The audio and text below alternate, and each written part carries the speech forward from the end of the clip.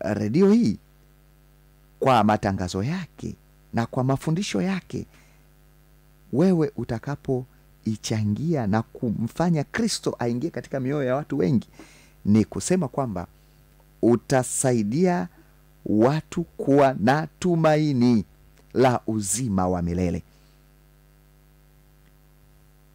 Unapopata nafasi ya kugusa moyo wa mtu na kumpa mtu matumaini, unafanya kazi ya Kristo mwenyewe.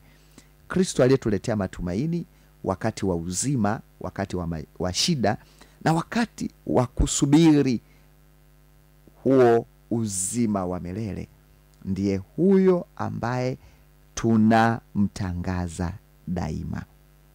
Ni ukweli usiofichika kwamba watu hawawezi kuvipata vipindi hivi au mafundisho haya kama mimi na wewe hatutajitolea kwa hali na mali kuwafikishia ujumbe.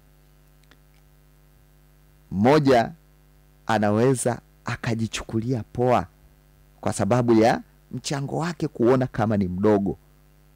Hakuna kitu ambacho ni kidogo mbele ya Mungu.